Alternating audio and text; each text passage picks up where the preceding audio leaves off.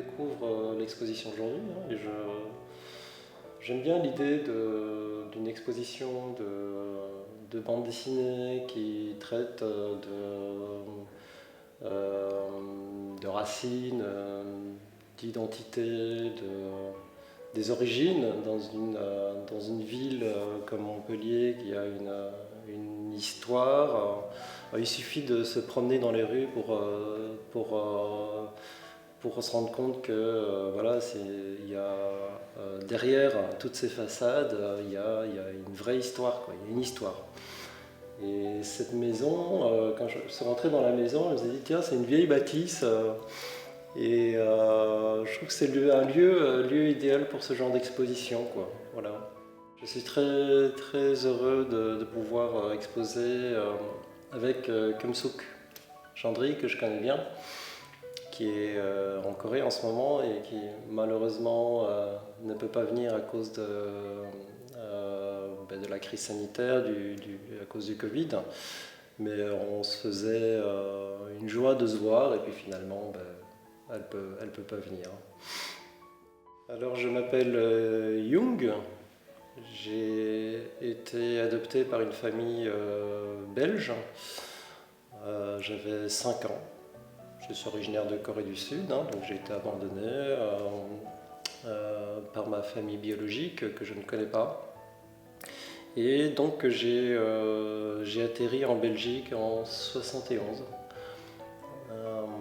Voilà, dans une grande famille, voilà, une fratrie, on était une fratrie de 6 enfants. Très tôt, j'ai pris conscience que j'étais différent des autres. Il suffisait que je me regarde dans un miroir pour voir que j'avais les yeux bridés, que j'avais pas la même couleur de peau que mes frères et sœurs, mais quand j'étais enfant, ça ne me posait pas de problème.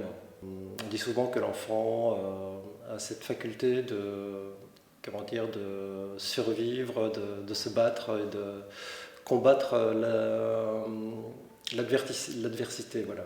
Donc je me suis très vite adapté dans ma nouvelle vie.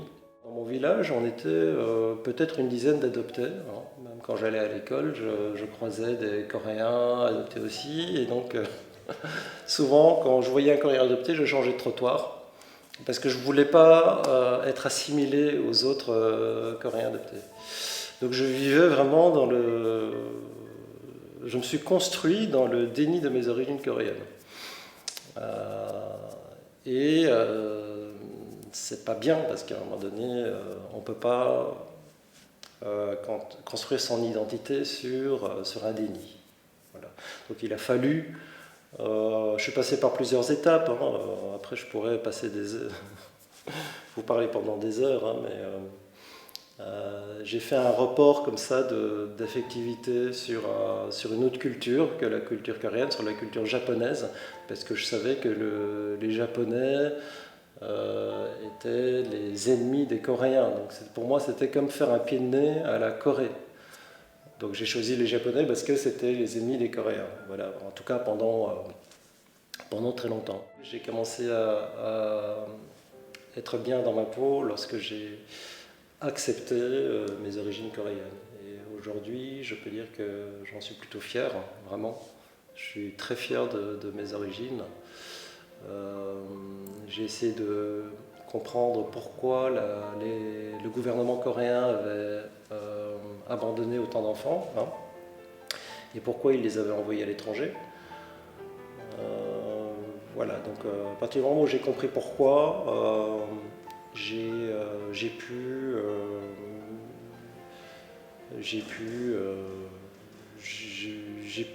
vivre dans l'acceptation de cet abandon.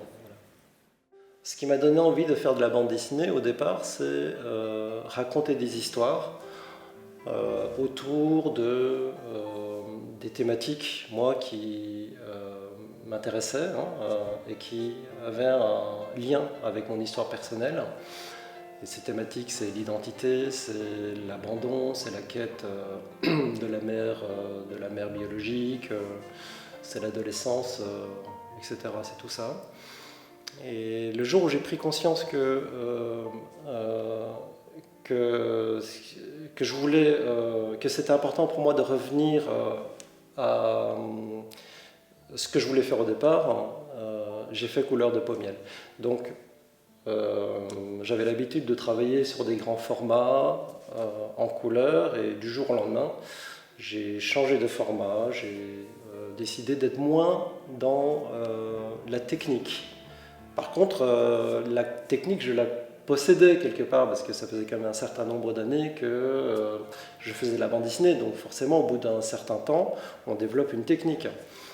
Et c'est vraiment en commençant à travailler sur mon autobiographie en bande dessinée que j'ai réussi à me libérer de cette technique.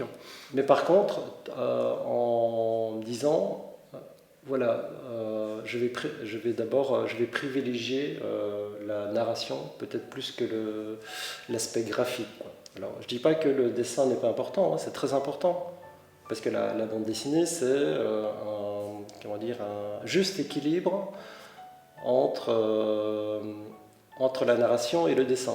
Donc il ne faut pas non plus, j'étais pas dans l'idée de bâcler le dessin, mais revenir à un dessin plus simple, hein, plus évocateur. Voilà. Plus dans l'évocation de mon intériorité, voilà, de ce que je voulais exprimer. Et donc pour cette raison-là, il fallait pour moi un dessin plus proche du dessin qu'on retrouve justement dans les manhwas coréens ou dans les romans graphiques.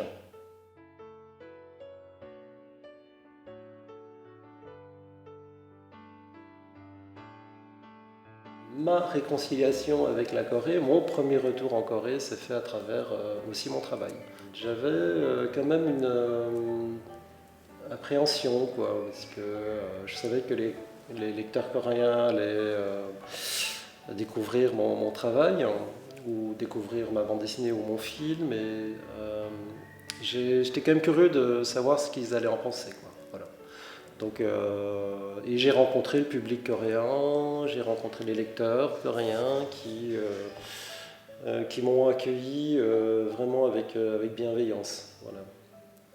Il n'y a pas ce rejet de l'adopté que je suis.